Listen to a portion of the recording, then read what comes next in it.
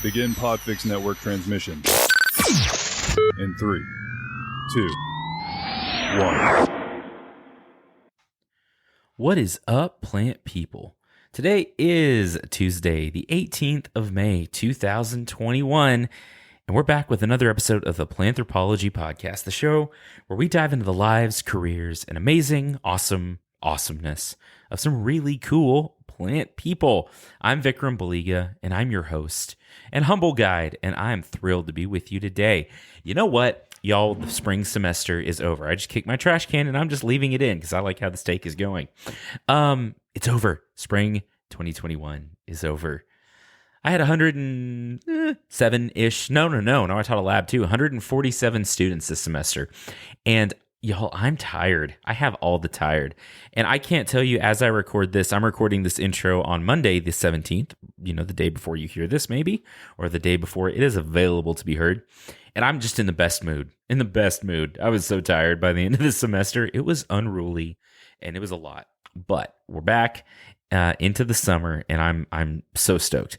And it looks like maybe we'll have a normal-ish semester in the fall.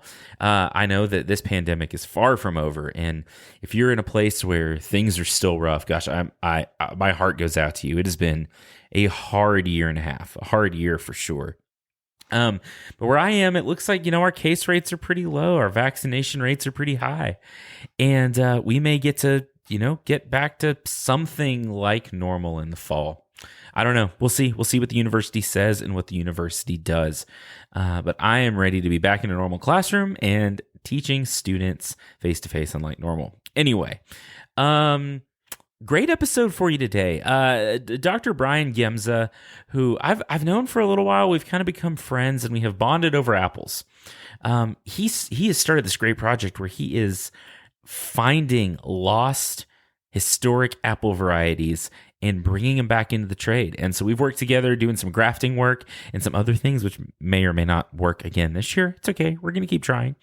And we're trying to bring back these artifacts of plant science and plant industry past. And it's really exciting. And so in this episode, I hope you're ready for a good one, because we talk everything from philosophy to the humanities to how those things intersect. We talk about lost apples and good friendships, and this is such a good episode. I don't want to oversell it, but you're gonna love it. You're going to love it. You better. Anyway, so I'm excited. I know you can tell. I'm always excited. I love this stuff, y'all. I love this stuff.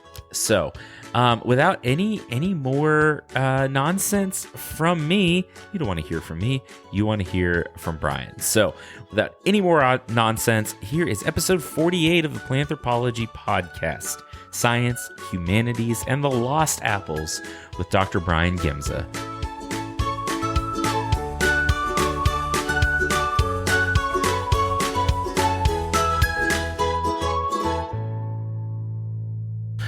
All right, well, we're back with another episode of Planthropology, and I'm here with Dr. Bryan Giemza, who is from the Honors College. Is that correct? That's right. All right, and I'm excited about, so Bryan and I have known each other maybe about a year, a little bit more than a year, and I'm really excited about this episode because it's a very different perspective on, I think, what we do in the plant world than we normally get on the show. And I'm really excited about it. We're working together a little bit. Really, it's Bryan's project, but on something called the Lost Apples, which is really cool. And we'll talk about that more later. So thanks for coming in today. Thank you so much for inviting me, Vic. This is a treat. Yeah, it should be a lot of fun. And so why don't you just start off and tell us a little bit about yourself? Like, where are you from? What did you do in school? Did you love school? All that kind of stuff. All right. Well, I'm originally from North Carolina. I was born and raised in the Piedmont of North Carolina, which when I was growing up had the distinction of being one of the most biodiverse of the continental United States. We have all these niche ecosystems ranging from the mountains to the sea. So I grew up in this really incredible world of natural and human history. And from the very beginning, that was something I recognized was pretty special, actually. I went on to go to college outside of the state, went up to Indiana to Notre Dame, and I studied literature and languages. And that put me on the path of ultimately humanities. But because I thought I knew a little better than my professors who said, hey, you need to, pursue writing and literature and the like. I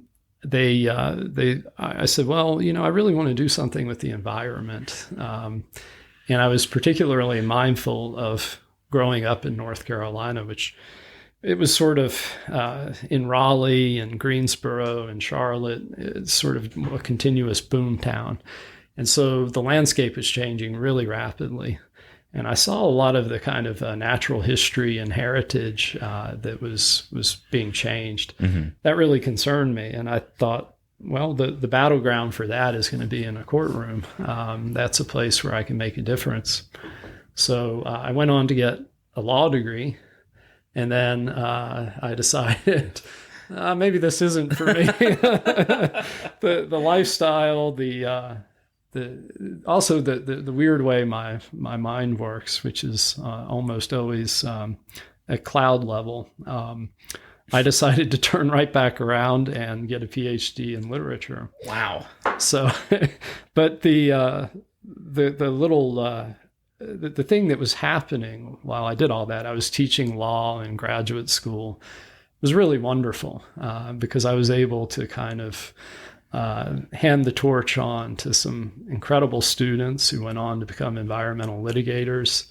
I had a chance to teach environmental law and policy at North Carolina State. I taught for what was then the Carolina Environmental Program at UNC on the Outer Banks, all because of my work in environmental law.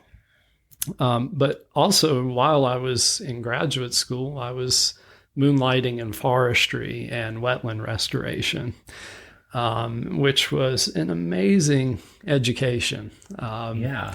I really owe it to a childhood friend of mine who was a soil science major at North Carolina State. And I learned so much about hydrology and soil types and wetland species. And I was very interested in ecological restoration. So at that time, wetland banking was a going concern.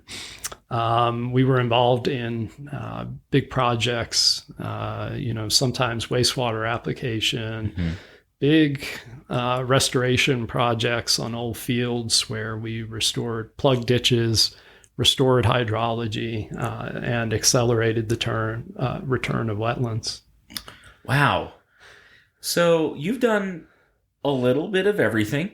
Yeah. That's fascinating. So, gosh, I imagine the world of environmental law is complicated. I'm sure that's complicated. Yes. and that's a perspective that's really fascinating, because it is this whole big thing that we, there's lots of ways to protect the environment, right? We compost, we do all the stuff that normally gets brought up, but at some point we have to get in the courts, right? At some point we have to work at the policy level to protect the environment. That's really a fascinating thought to me.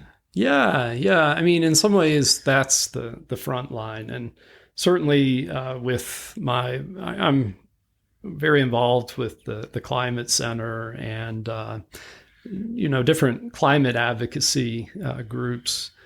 In many ways, that's the front line. It's just so important for us to individually do what we can. But I figured out when I was, I guess in pretty young, I thought, well, grassroots is one thing, and it's important, but ultimately that's a place to make a mark. And so I was involved in that in various ways. But at the same time, my curiosity compelled me in other directions. Sure. Yeah. Well, and I think that's in some ways the curse of the academic, right? Like right. And I identify a lot with that it's like you're never done there's never an end to this like quest for discovery and knowledge and all of that. Yeah, which is a really beautiful thing. I mean, when I teach first year courses in humanities, sometimes I talk to students about, I've done courses about basically why are you here, and how are you going to make this experience part of your happiness? If your strengths happen to be in the area of curiosity, which is probably where you and I are. Sure. Yeah. It's, I think that's such a tremendous gift. I mean, I love the life of the university where there's always something more to learn, something more to contribute, to discover.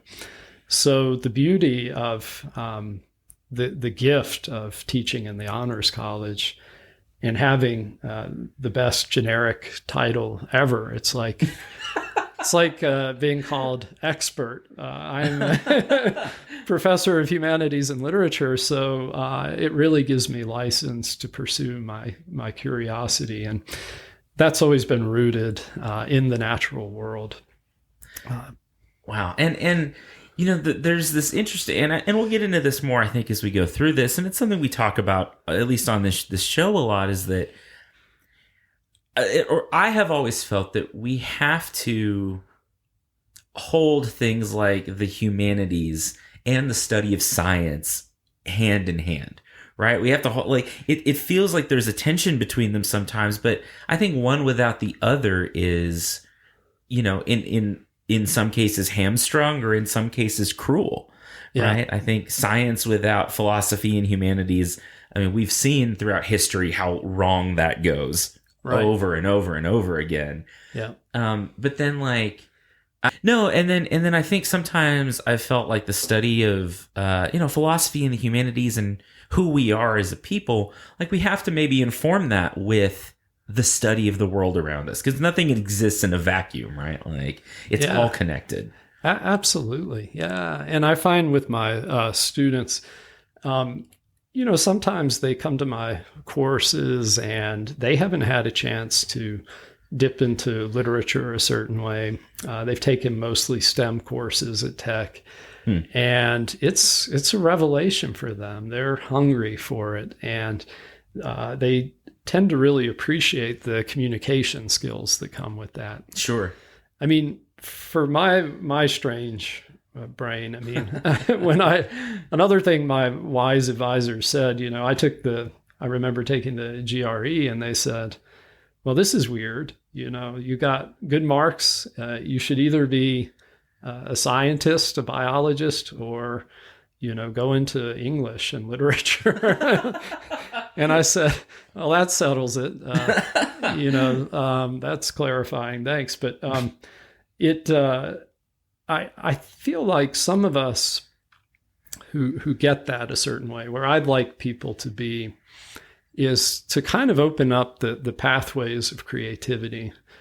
And most of us as thinkers, we have these kind of tracks in our brains that we follow from A to B, and it's pretty automatic after a while. Sure. The trick to that blend of science and humanities, say, is to open up those pathways again and get people to kind of hop across the circle and make some new connections. But, they're going to be better at science if they have the communication skills. Yeah. And I think the translational piece is so important. I love reading. Obviously, I teach American literature, and I read a lot of it. But most of my leisure reading is in science and nonfiction, actually. Okay. And that's cool. Yeah, it kind of keeps those pathways open. I like it. Yeah, and it's funny. So I took in college. So okay, I'll back up a little bit. Talking about languages, I studied like Spanish in junior high, because that's what you do, I guess. You study Spanish in junior high. Yeah. And then when I got into high school, I studied Latin, and then I took 4 semesters of ancient Greek in college. And everyone was like, "What? why? Like, do you just not want to talk to anyone that's alive? And I was like, well, studying ancient Greek and Latin, I was like, well, all these, a lot of European ghosts, I guess I can talk to. But that for me, going into the sciences was so helpful. One, again, from a translational aspect and just from a language aspect, so much of science is rooted in, or the way we talk about science is rooted in classical language and all that kind of stuff, Yeah. But even just from the standpoint of thinking a little bit differently, I was an engineering major and then a plant science major, and everyone thought it was so weird that I was like studying ancient Greek. And I was like, no, I love it. I love languages. And, Yes. and I, as you say, that kind of, it keeps your brain nimble in some ways. It opens up all these other pathways. And, since then I have not studied language much. I read a lot, and I'm kind of a fan of campy, low quality sci-fi, but also like reading nonfiction and stuff, and is a great way to just train your brain, which is useful in any field. Yes. And there's the problem solving piece. I mean, if you understand, human dilemmas and broad dimensions, you're more likely to kind of think a little outside the box, I think, and be willing to wrestle with big questions that go down to minute particularities. And that's a beautiful thing. I mean, when I was wrestling with, law school, environmental law, I realized it's so important to learn a corner of the legal labyrinth. And I really admired people who did that well. But I realized my brain was a little attuned to other things. And as we talked about earlier before we got started, your sticker from the show, Ask Smart People Stupid Questions. That is a wonderful rule of life in so many ways. And I'll give you an example of these connections in my life. When I was teaching at a small liberal arts college, I think the most interesting things are right under our nose, right? And they come from kind of stupid questions. So I was reading one of my favorite novelists, some work by Cormac McCarthy. Mm-hmm. And at the beginning of the novel, Suttree, he describes vines in Knoxville, Tennessee, that wind a certain way. Mm-hmm. And it just hit me. I thought, well, I've never thought about that. But, when a sprout comes up to a wire, say, there's a kind of, this is anthropomorphic, but there's sure. a decision, quote unquote. It's going to either turn clockwise or counterclockwise. And so the stupid question that turned out not to be so stupid was, why? Yeah. And so I didn't know much about that, needless to say, but it was the novel that brought the detail to my attention. And it put me on a quest that turned out to take years because I would take advantage of being in a college with wonderful colleagues where I could ask them that question. Yeah.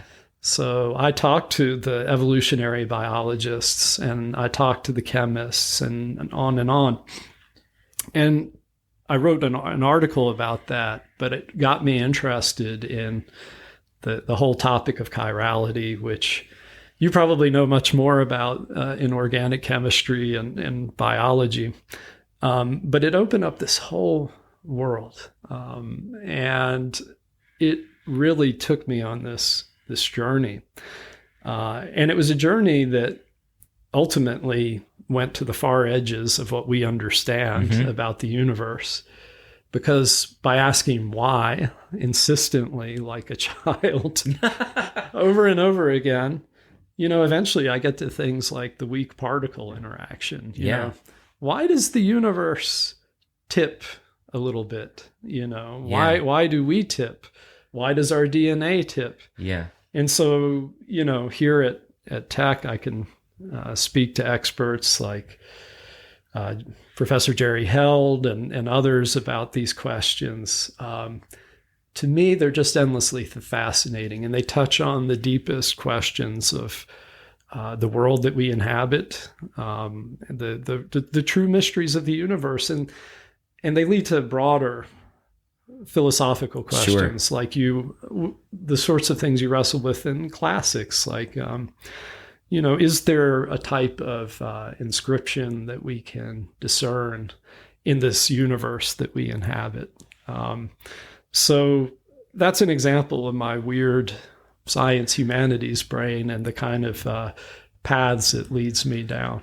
Oh no, I love it. I love it so much because, if we are the mouthpiece of the universe discovering itself, right? Trying to describe itself. Right. Then our pursuit of our own nature and our pursuit of the nature around us is so important. It's right. So important. That's right. And I think that's fascinating. And I think in some ways largely the same way that, in science and this is, I love kind of where this is going, because a lot of the folks that listen to this show are, students or upcoming students and scientists, just the public at large. And I think, it's interesting that you say that stupid question was why, but that's the question. Right. That is the question. Right. Right. Yeah, it's like, okay, we can observe that, like, if I drop my pencil, it hits the ground, right? We can observe, okay, it happens, but why does that happen? The why is the important part. And as important as the fact that it happens at all. And so when we talk about, the observations and the, it's almost like, I'm thinking through this very, maybe not in a convoluted sort of way, but like, if our literature and our art and the things that we study in humanities is us observing the world around us and observing our own nature, then we can maybe insert science in a few places to get to that why. Right? Yes, exactly. And so again, we have to hold those things in tension and have to play them with each other. Absolutely. And we have to think about the language of mathematics, our language, the creative aspect of how saying can bring things into the world.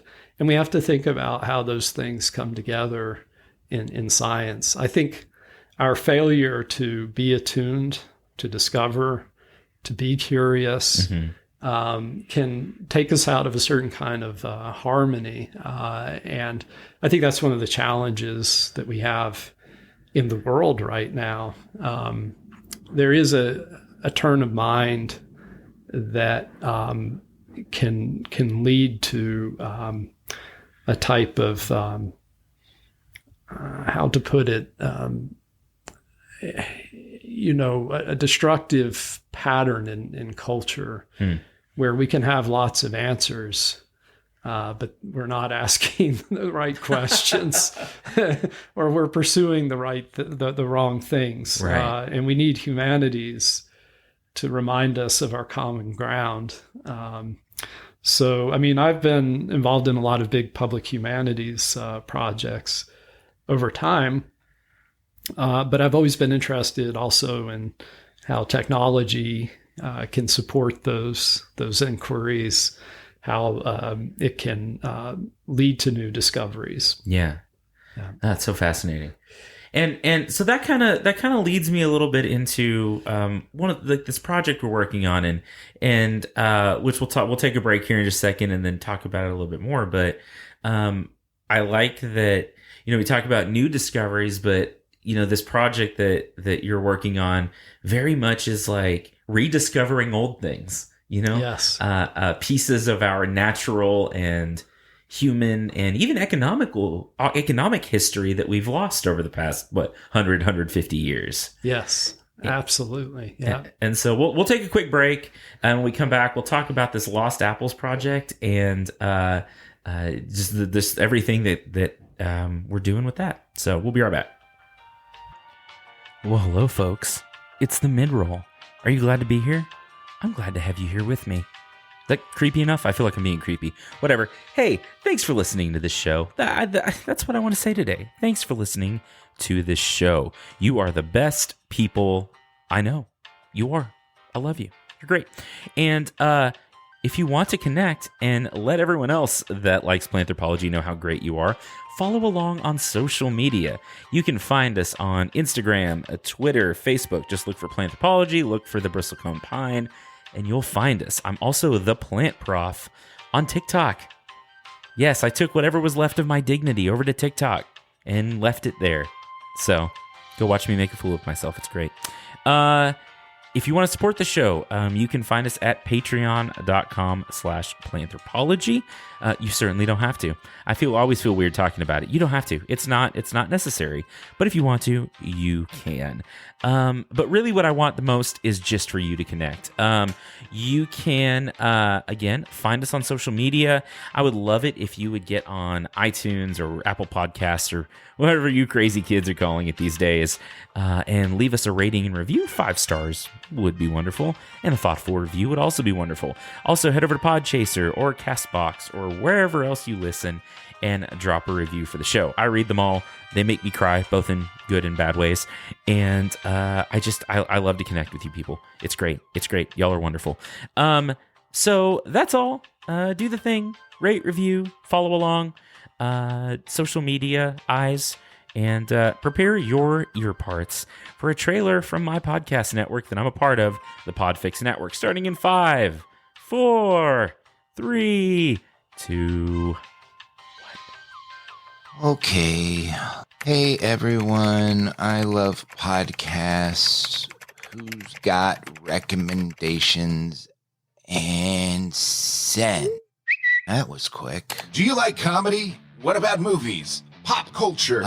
Yeah? Do you like animals? What about science? Well, yeah. Do you dig plants? What about writing, snacks, rambling, and rants? Well, Filmmaking, improv, and interviews? Canadians, Australians, boating forecasts and super reviews? Ladies, gentlemen, cretins, or comic books? Script reads, bad TV, heads that should, perfectly picked packages popping up, podcasts pointing people to discover other podcasts. Yes? Fantastic. Check out the Podfix Network. Podfixnetwork.com. At Podfix on Twitter. Official_Podfix on the gram. Plus, check out Podfix Presents wherever fine podcasts are found. The Podfix Network, artist-owned and loved. All right. Well, we are back at it. And so before the break, we were talking about sort of this whole concept of working together with the humanities and the sciences together. And I think that is actually a perfect introduction to this Lost Apples project, which is in a lot of ways rediscovering a piece of our connection to nature and connection to food and everything else. So why don't you tell us a little bit about that? Well, it's the only way I can tell that story in a way is to tell the story of someone who really inspired me. Before I came to Texas Tech, I was director of the Southern Historical Collection at the University of North Carolina, which is the largest archive of items pertaining to the history and culture of the American South. And as part of that, I had the good fortune to be introduced to a man named Lee Calhoun, who was an expert in old Southern apple varieties, heirloom varieties. And Lee came to that work. It was kind of almost by happenstance. It was something he got interested in after a military career, and it became his passion. And he and his wife wrote the authoritative book after incredibly intense and exhaustive research. They went all over the region scouring it for heirloom apples. And Lee had some really powerful stories about that. You know, he, for example, would get a letter from someone and jump in the truck with his wife, make a beeline for the mountains. And, you know, he finally gets to this field. He's been looking for this apple variety for years. He gets there. and it's been burned over. Oh man. And so out in the middle of the field is this one gnarly old apple tree. And as you know, that old wood, I mean, sometimes they're hollow in the middle. And at the very top of this charred trunk is one little green shoot. Wow. So, of course, he snips it, he takes it home. And in that way, the story carries on. What I love about it is the intersection of human and natural history. Yeah. And so obviously, I mean, I love history, and in terms of what I did as the director of that archive, I did a lot of work in community archives, public history. Lee brought all those things together through his work, and it just resonated so powerfully with me. So I realized I need to get other people involved in this work too. That's awesome.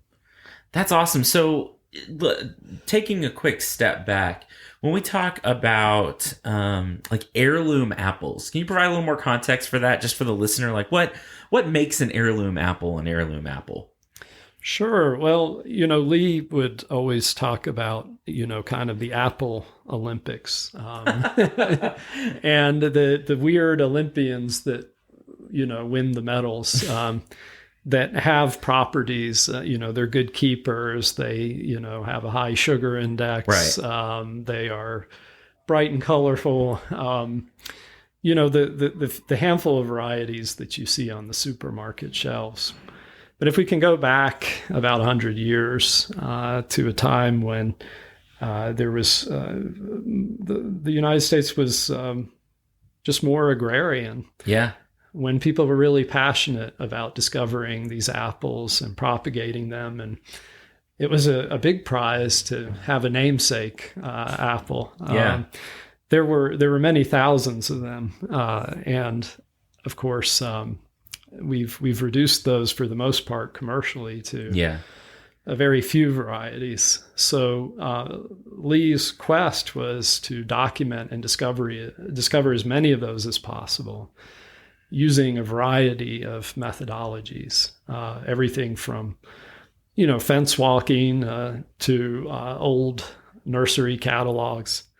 And these are the techniques that I've shared with my students here. You can also work through land records. We, in one of my courses, we called one of the leading apple detectives out in Washington State, Dave Benscoter. Yeah. He's done some wonderful work in that area, and he told us, shared his methodology with us. And so we started literally shaking the trees. I wonder if we could find some of these heirloom varieties in Texas.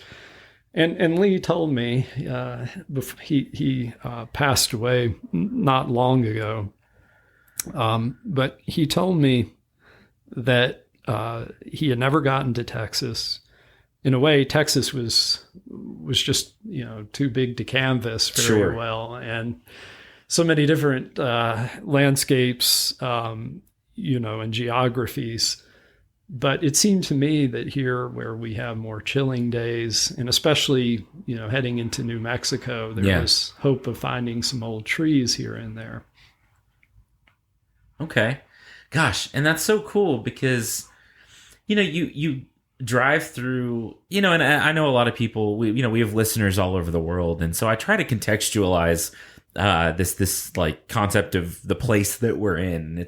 It's a little bit hard to do in where we are in Texas, but in Texas in general, because the state is enormous, like enormous. People I think don't understand. Like when I say big, it's like bigger than Western Europe. Like, and you can drive for 12 hours at however fast you can drive in Texas, probably way too fast, and still be in Texas. Yeah. But looking out over these vast landscapes, especially up here on the high plains, where it's like a sea of grass as far as you can see, or at least natively, it was largely natively, that when we see an old apple tree or we see an old fruit tree or something like that, there is such a story automatically connected to that because somebody made that choice Yes. to plant that tree there.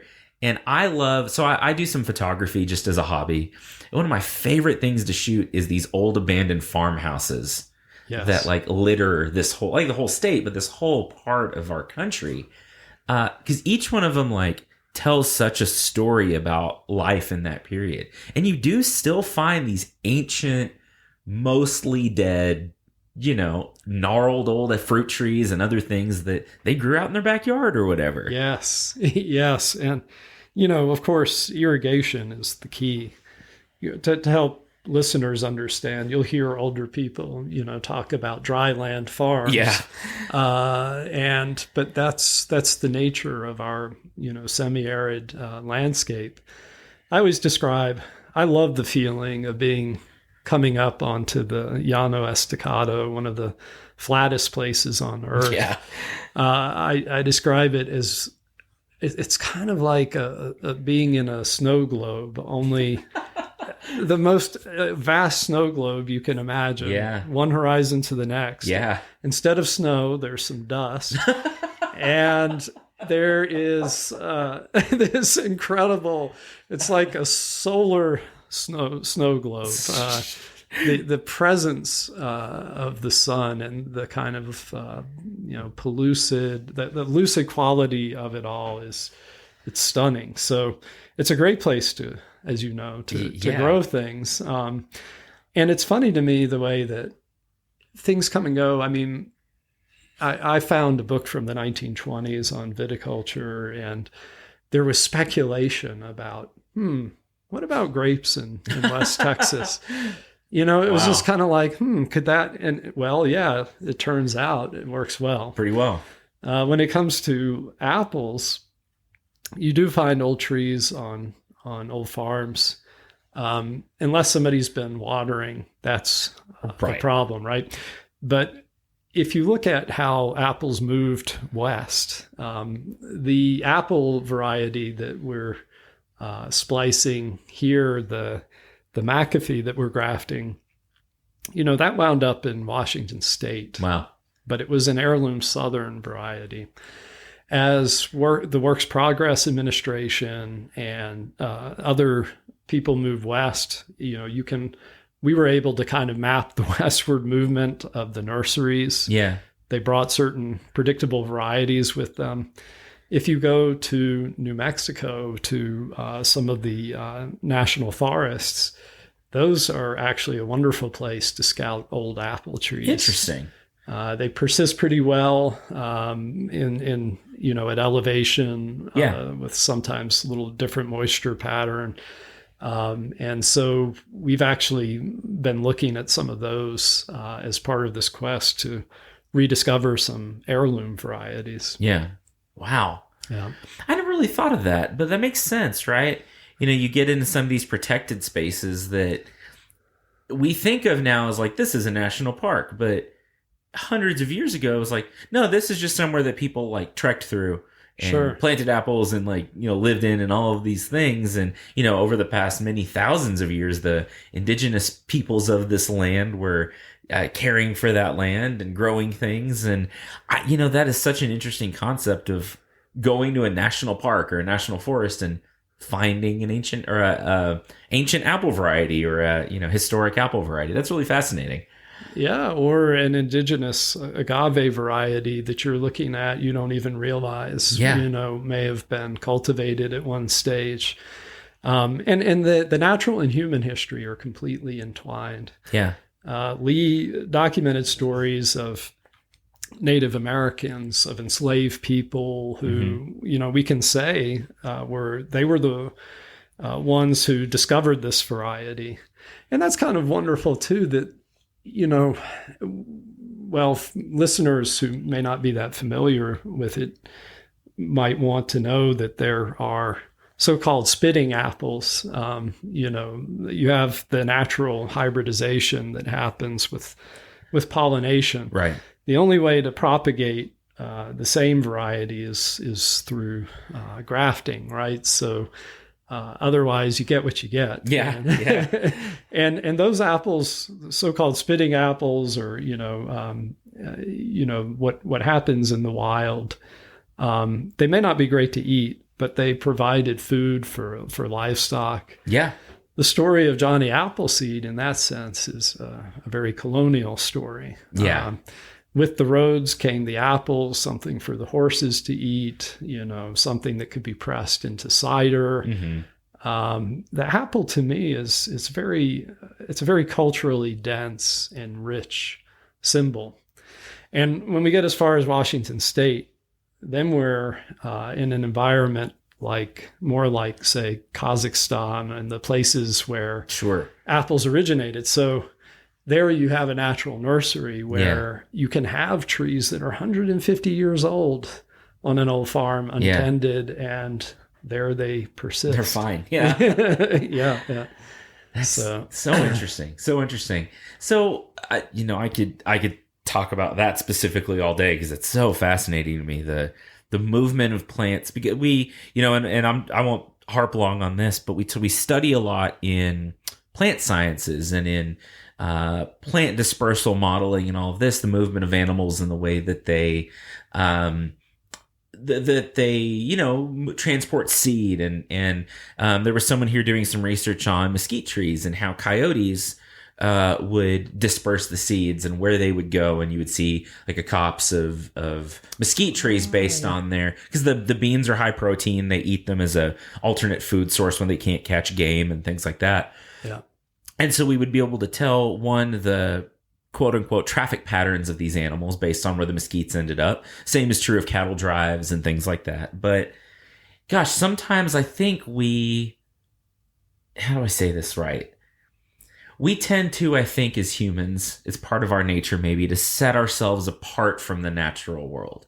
Right. When we're not, right? Yes. We are part of this story. And so when we talk about the dispersal of apples, like you're talking about as Europeans moved west through the North American continent, through what is now the United States, we see these trails of that natural history of the movement of people. And that is such a fascinating concept to me. It absolutely is. And for people like us who are attuned to that, you read the land in a completely new way. I mean, my eyes were open to that in part through the wetlands work I did. And being able to say, well, there's a signature wetland species. Once you see these things, you don't unsee them. You read the landscape and you read the human traces in a very different way. I mean, growing up in North Carolina, I could find an old colonial wagon trail. I could find the breastworks of a Civil War site. Wow. And I could look closely at the trees and plantings and landscape around that and glean additional clues about the human story. And I love that because, I mean, like you said, we have to be attuned to that. We all, I think, need to be able to read those stories. Yeah. I tend to be good at spotting artifacts, and I think that's because of a sense of human and natural history. Right. When you read the land and you read where water was and you figure out where game went, where people went, where plants went, the story is right in front of us. Yeah. if we're willing to have the curiosity to see those layers. And actually, some of my work actually took me more into the archaeological sphere. In doing public archives work, I developed materials so that, for example, I worked on a National Geographic project. Wow. That's cool. Yeah, it was great I don't know if you're familiar with cenotes in Mexico, and in the Yucatan is where we were working. These limestone caverns that are often full of fresh water. They're freshwater aquifers often. Incredibly important cultural sites. And so we were doing things like working with middle school kids We're taking underwater drones to explore them. We're doing oral history interviews with community elders who understood the significance of these places to Mayan culture, language, foodways, other practices. And the whole story is part of that, you know. So the material, the scientific piece of that is so deeply connected to the natural and the human. And part of my charter at Tech actually is with the Sal family collection. That's awesome. Which is all about these connections, the human and natural worlds and how they come together. So cool. So that, I guess that brings us to this specific project. I'd like to talk about the McAfee apple and some of these other varieties you've been working with. And, you know, the lost apples whole idea that you're working with. So what are you trying to achieve? What's the goal? What if, you know, at the end of all of this, you can say, I've accomplished it. What would you have accomplished? Well, I would, a lot of it is simply telling the story, to be honest. Okay. And I'm working with Texas Tech Public Media and really fortunate to work with Paul Hunton on a documentary, which I didn't necessarily set out for it to be this way, but in some ways it's a life in trees. I realized that as I was scripting this documentary, how important trees had been in my life, whether in wetlands or in childhood. I happened to live next to dendrologists who worked at state, and they've always been a big part of my life. So part of it is my story too, you know, that pulled me into the world of apples. It wasn't an accident that I was captivated by Lee's work. Right. Or that I proposed to my wife in a grove of apple trees. That's cool. So there's that piece. I would love it if people understood what I mean by a life in trees and understood more of this connection between natural and human history. But I would also love it if we were able to reestablish more of these heirloom varieties and get them back out into the world for people to enjoy. Yeah. And to savor. And the beauty of it is, you know, put it in Cormac McCarthy's terms, he uses the phrase to carry the fire. You know, when you give someone, you know, that knowledge, when you involve them in grafting, you know, you are passing the torch. That's the only way that these good and flavorful and wonderful things carry on in the world. Yeah. So that's another outcome that I would love to see in all of this.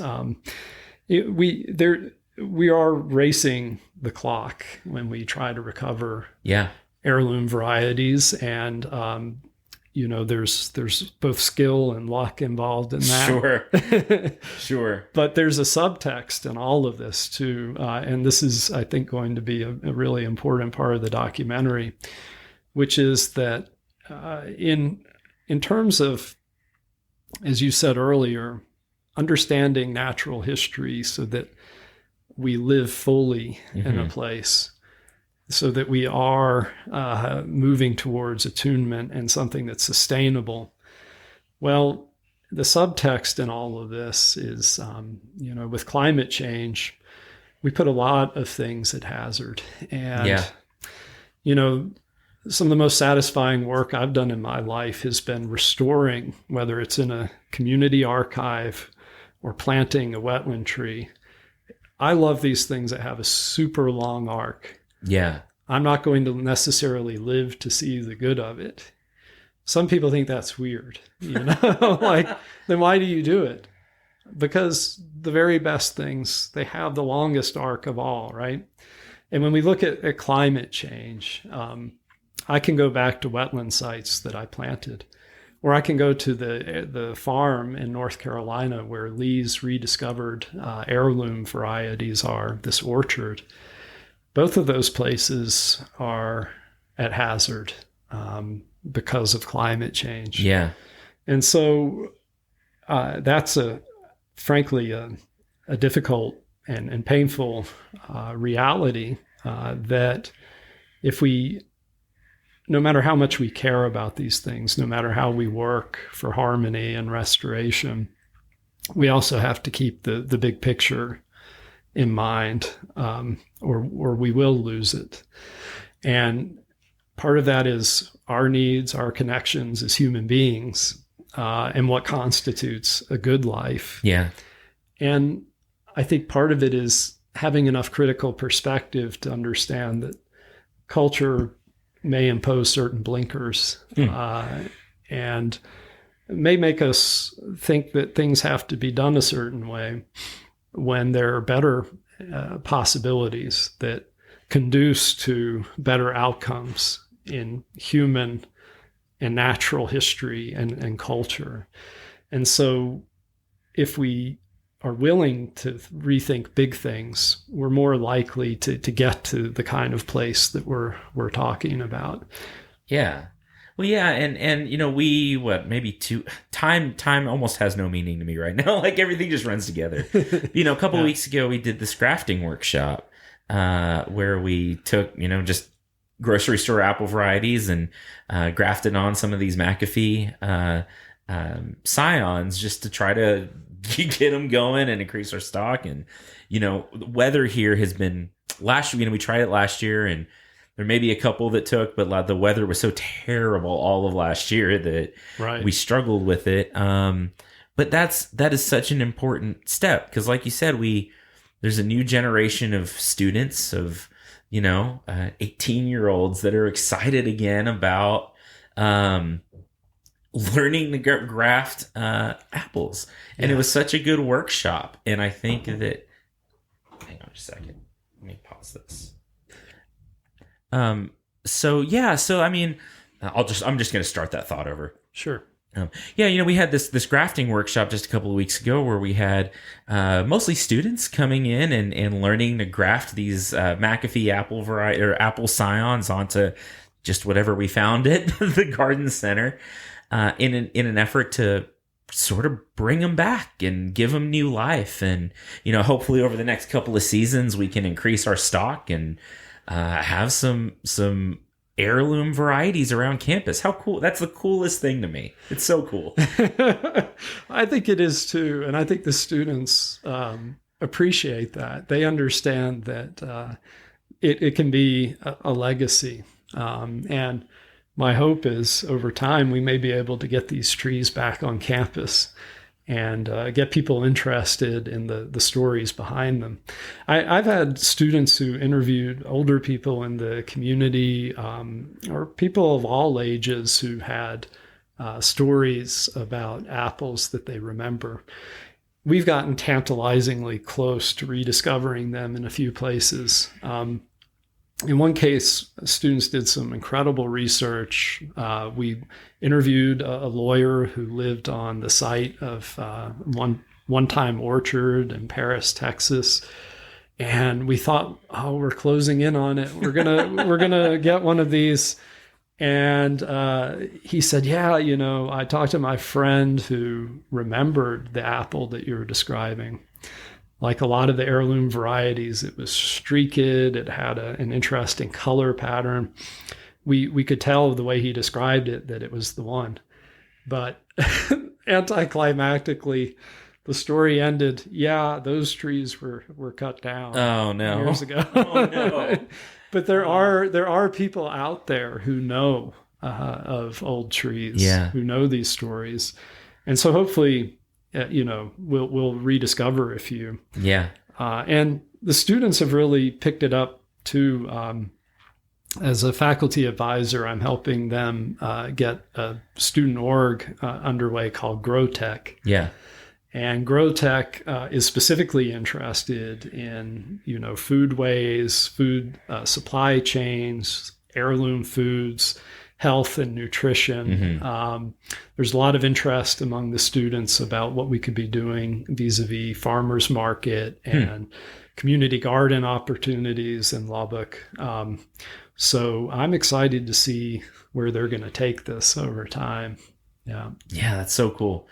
And again, that gives me as a, I still like to pretend sometimes like I'm, this young person, but I'm, into my 30s. And I realize the older I get that, my job at this point in my life as an educator in the natural sciences, like though my own research is important, all of that is great. But if I'm really doing my job, I'm getting these young folks that are starting things like Grow Tech, interested. And when I look back in 30 years at what I've done, I think I'll hang my hat more on those kinds of things. And I think that you're doing such a great job of instilling a little bit of passion in these students for something that doesn't at face value seem like a thing that an 18-year-old would be excited about. You know what I mean? Right. It's funny you say that, Vic, because they will often say, before I took this course, an apple was just an apple. It's something that tastes like the bottom of a refrigerator drawer that, I don't think twice about in the supermarket, but all of a sudden there's this other world, this other awareness. And the beauty of that is there's only one Vic, but there's all of your students who will carry some of that inspiration. I mean, in my own work and in teaching, I've turned towards, I love to grow initiatives too. Like I said, things with a long arc. Yeah. So I've started an initiative called Livable Futures. Okay. That is grounded. Creating livable futures is kind of grounded in some ways. I wanted the Sowell collection to be at the core of it. For listeners who don't know about it, we have some of the best natural history writers. This is a simplistic label, but I'll use it for the sake of understanding. Environmental writers, but people who think profoundly about the nature of community. We have incredible writers like Gretel Ehrlich and Bill McKibben and Barry Lopez, whose books I first read, wandered into at Notre Dame. I never knew that, flash forward 20 years, I'd be playing a part in preserving his papers. So we have these incredible writers. We're building an initiative with lots of different faculty involved across disciplines to think about the big questions of, how we create healthier and more livable futures. And so things like Grow Tech, things like the apples, they are all part and parcel of something that I hope will be much larger and endure over time. Yeah, that's so cool.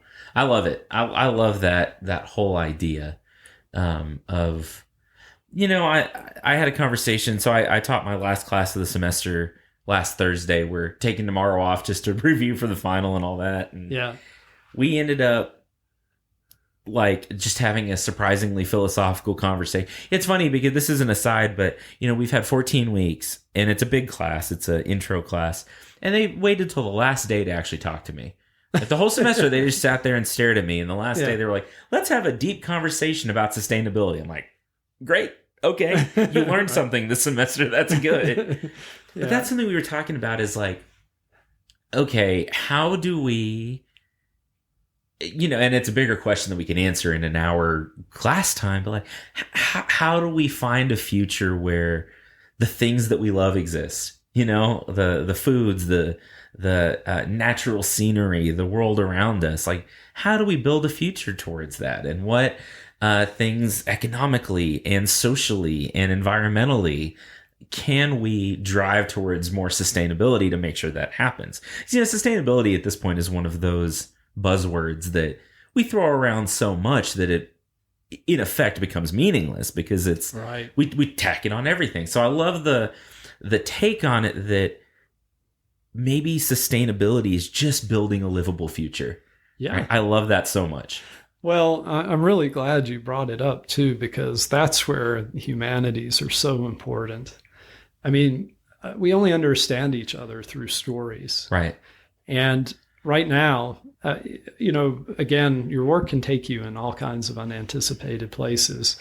But when I look at things like climate change, and I look at where we are as a nation, and I look at challenges of sustainable futures, it's actually, I've just finished writing a book about disinformation. And I think, to your point, it's that right now is a big bar to progress in all kinds of areas, right? But it goes to exactly what you're talking about. It is as simple on one level as understanding that as people, we all have certain things in common. We all want certain things in common. There are certain goods that we can nurture together. Yeah. And those things are fostered, and they're fostered in communities, both natural and human, in the way that they relate to one another. And so the humanities help us to unlock that and to appreciate our common human story.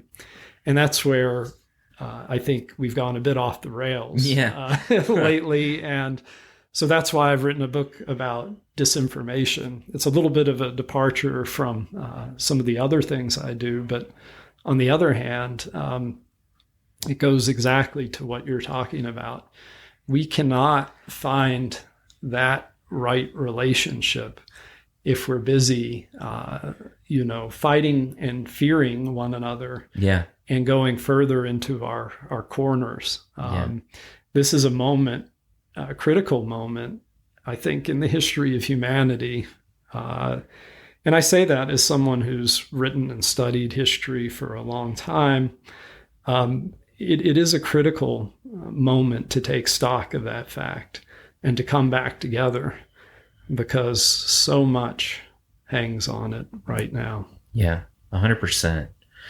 Wow. Yeah, that's a lot to think about, and but it is so important. So we'll kind of wrap up a little bit. But something I ask every guest that comes in, and I don't warn them, because it's, I like to hear just the off the cuff answer.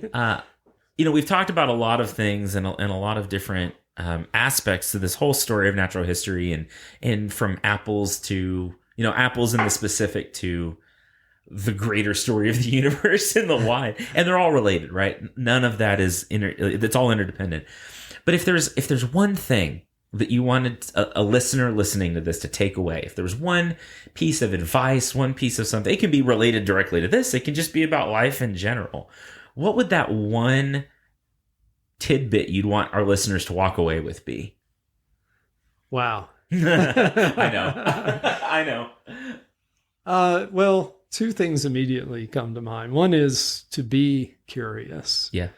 To see those layers, to learn about them. Because, as the great filmmaker Federico Fellini said, there is no beginning, there's no end. There's just the infinite richness of life. Wow. Education helps us to see that and savor it, and to keep the world a fascinating place, in my view. Yeah. As one who thrives on curiosity, I love it when I can share that with others. And the other thing goes to disinformation, where we find ourselves now, since we touched on that at the end, which is, as I often mention to students, our vacillation between fear and love. And to me, any context where I can say to people, offer one another encouragement. To encourage is literally to put something in the heart. That's what this is all about. Yeah. Even the apples are a type of human encouragement. Yeah. And a way to move towards love over fear. Such an important message, I think, in our time. Wow. Well, that's about as great of a place to leave this as I think we could. So Bryan, thanks so much for your time.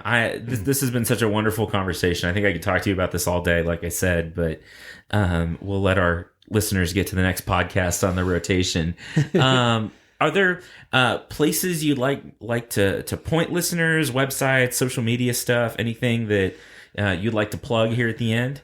Well, we do have a site for Livable Futures that is on the Honors College web pages. We have lots of activities. We have our first Livable Futures student fellow, Sydney cool. Lundberg. Okay. She's doing fantastic work getting the word out about some of the different initiatives. And I'm also developing websites for a kind of user's guide to the Sowell collection.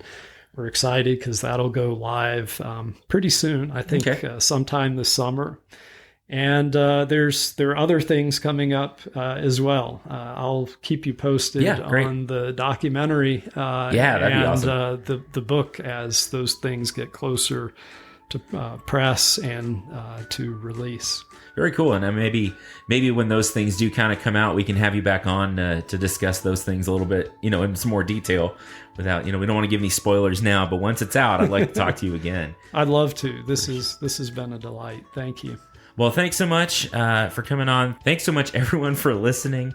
And stay curious and choose love over fear. That's awesome. We will talk to you in a couple of weeks. Y'all keep being cool, and I will see y'all later. Y'all, what is science?